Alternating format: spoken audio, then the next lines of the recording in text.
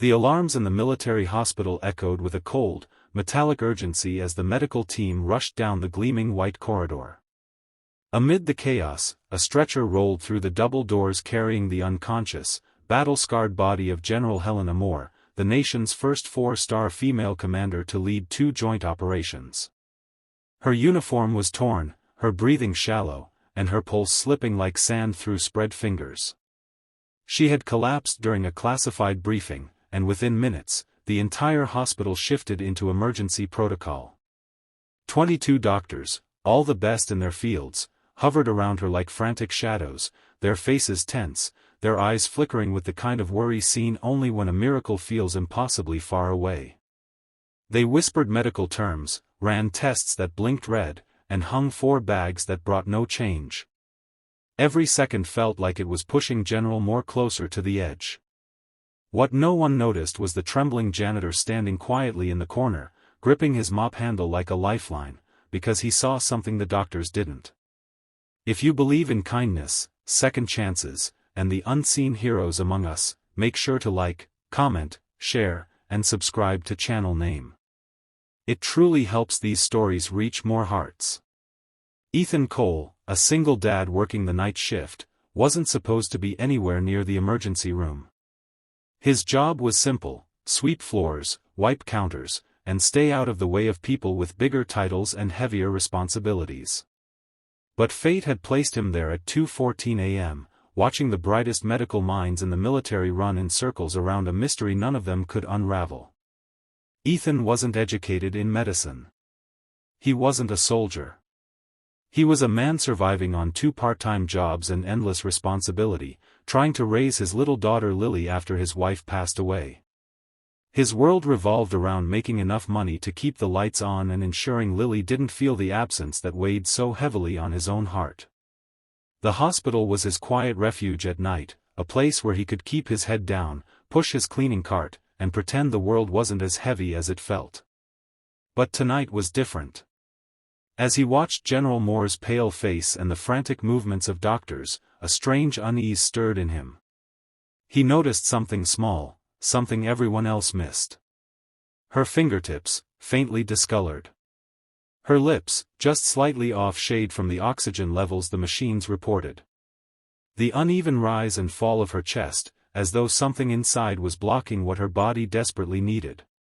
He had seen symptoms like this once before, not in a hospital, but at home, the day his late wife fell on the kitchen floor struggling to breathe. Back then, the doctors arrived too late. Ethan never forgot that helplessness, the image of her gasping, the panic in her eyes. Tonight, looking at General Moore, he felt that same dread clawing at him. Hours passed. The doctors ran scans, administered injections, repeated measurements, but her condition only worsened. The machines beeped softer. Her heartbeat weakened. The hospital director himself arrived, stiff with panic, demanding answers that no one had. The country depended on this woman. She was a symbol of courage, discipline, sacrifice. But to Ethan, she was simply a human being slipping away while the experts circled around her with confusion in their eyes. He swept the corners of the room silently, his mind screaming, trying to convince himself he had no right to interfere. He was a janitor, nothing more. But the memory of his wife's last moments wouldn't let him walk away. He pushed his cleaning cart forward, then backward, pacing slightly as the scene repeated in his mind. He remembered the paramedic who arrived the day his wife collapsed, whispering, "If only someone had recognized the blockage sooner." Ethan swallowed hard, staring at General Moore. The same discoloration. The same shallow breaths. The same faint rattling in the chest. It wasn't cardiac arrest. It wasn't trauma. It wasn't allergic shock. He knew what it was, even though he wished with every fiber of himself he didn't. A feeling grew inside him, a trembling mix of fear and certainty. He stepped back into the room after taking a deep breath in the hallway, convincing himself that even if they laughed at him, even if they threw him out, at least he tried. As he stood at the very edge of the room, unnoticed by the frantic doctors, he leaned over a nearby monitor, studying her vitals the way he used to study the heartbeat monitor when his wife was in the hospital. And then he knew. Her oxygen numbers weren't making sense. Her blood pressure didn't match her intake levels. Something was obstructing her breathing internally, higher than her lungs, something that the machines weren't detecting.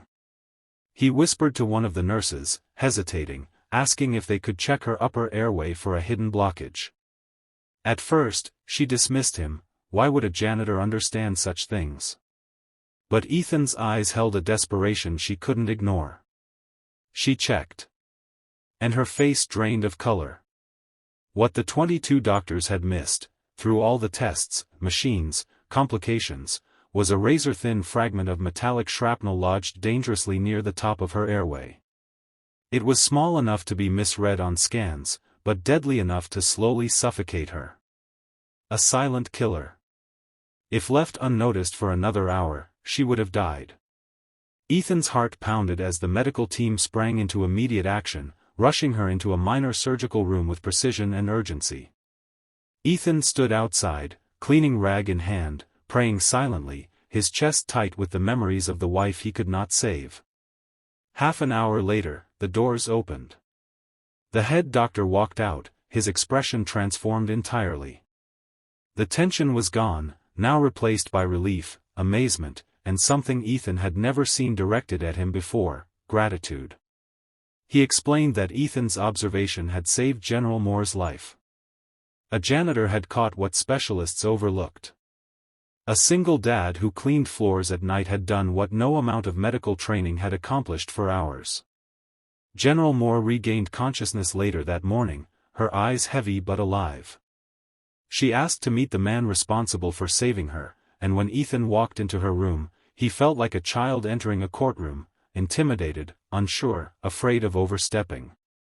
But she looked at him not with superiority, but with a softness he never expected from a woman who commanded entire battalions.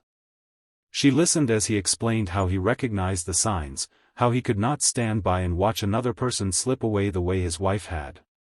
Her eyes glistened, not out of weakness, but because she understood loss too well. She had buried soldiers, friends, people she led into danger. His empathy touched her deeper than any medical procedure. Word spread through the hospital like wildfire.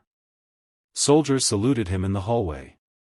Nurses smiled at him as though he had always been part of their team. The hospital director personally thanked him, and soon the military issued a formal commendation letter, recognizing him as an exceptional civilian contributor to emergency medical insight. Ethan didn't